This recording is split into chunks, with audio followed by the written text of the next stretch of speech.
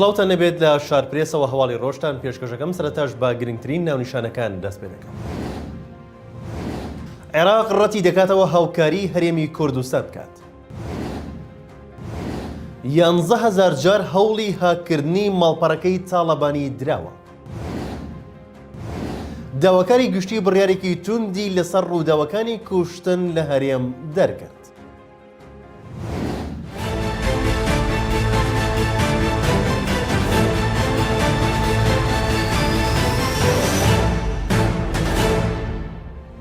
پەرلەمانتارێکی کورد لە بەغدا زانیاری نوێ لەبارەی هاوکاری پزیشکی بۆ نەخۆشخانەکانی هەرێم ئاشکرا دەکات و ڕایدەگەێنێت عێراق ئامێری پزیشکی بۆ نەخۆشخانەکانی هەرێم دابین ناکات. سۆران عومەر پەرلەمانتاری کورد لە بەغدا ئاشکرای کرد لە هەوڵی چارەسەری ئەم بابەتەداین داوای دابینکردنی ئامێری پزیشکی چارەسەر بە تیشکم بۆ نەخۆشخانەی هیوا کردووە لەگەڵ دابینکردنی ئامێری پزیشکیەکانی نەخۆشخانەی کفری. دەژڵێت بەداخەوە عێراق هیچ ئامێرێکی پزیشکی بۆ نەخۆشخانەکانی هەرێم دابین ناکات. دەژڵێت هۆکارەکەی بۆ بڕگەیەکی یاسای بودجەی ساڵی 2019 دەگەڕێتەوە.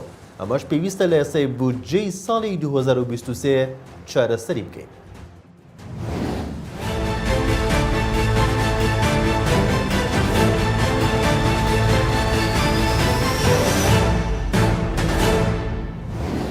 هەفتەی ڕابردوو قوبا تاڵەبانی گوێگری سەرۆکوەزیرانی هەرێم پرۆژەی شەفافیەتی لە ڕێگەی ماڵپەڕی شەفافیەتەوە ئاشکرا کرد بۆ خستنە ڕووی داهاتەکانی سنووری زۆنی سەوز.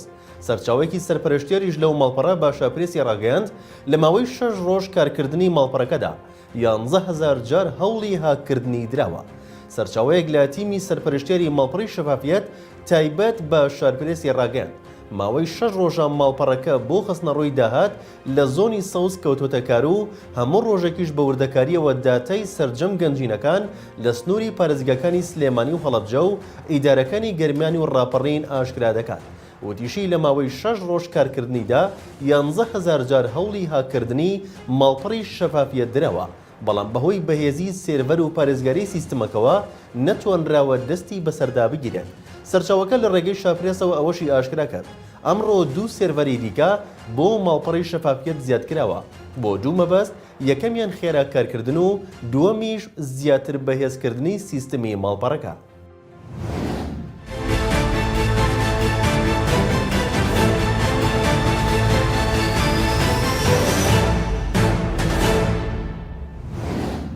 داواکاری گشتی لە هەرێمی کوردستان بڕیاریدا لە مەو دوات چاوپێکەوتن لەگەڵ کەسوکاری کوژرا و بە تاوان هەژمار بکرێت.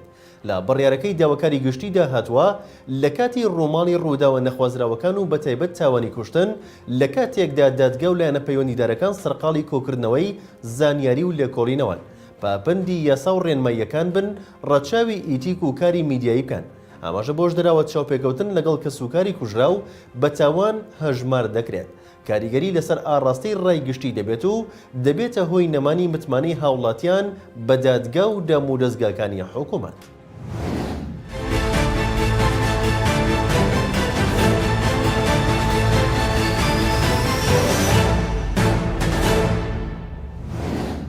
بەرپرسێکی باڵای وەزارەتی پێشمەرگە ماترسێکی گەورەی سەر هەرێمی کوردستان ئاشکرا دەکات بەهۆی ناکۆیەکەکانی پارتی دیموکراتی کوردستان و یەکێتی نیشتیمانی کوردستانەوە. دوێنێ وەزارەتی پێشمەرگە ڕاگەندراوێکی بڵاو کردەوە و ئاشکرای کرد لەگەڵ شاندێکی سەربازی هێزەکانی هاوپەیمانان کۆبوونەتەوە. هەگەرچی ڕاگەندراوەکەی وەزارەتی پێشمەرگە باسی لەوە کردووە هاوپەیمانان جارێکی دیکە پشتگیری و پشتیوانی خۆیان بۆ یەخستنەوەی سەرجەم هێزەکان دووپات کردوێتەوە. بەڵام سەرچاوەیەک لەو وەزارەتە بۆ شاپرێزوتی ڕاستە ئەوان وتویانە پشتیوانی دەکەین، بەڵام مەرجێکیان هەبووە و لە ڕێی فەرماندە سەربازیەکانیشەوە پەیامیان بۆ پارتی و یەکێتی ناردووە. ئەو سەرچاوی وەزارەتی پێشمەرگە کە داوای کردناوی ئاشکرا نەکرێت ئەوەشی بۆ شارپرێز ڕوون کردەوە. هاوپەیمانی نێودەوڵەتی هەڕەشەی ڕاگررتنی هاوکاریەکانی دەکات بۆ وەزارەتی پێشمەرگە ئەگەر پارتی و یەکێتی کێشەکانیان بەردەوام بێت. لە شاپرێسەوە هەواڵی ڕۆژتان پێشکەشکرا شاد و بەختەوەرە.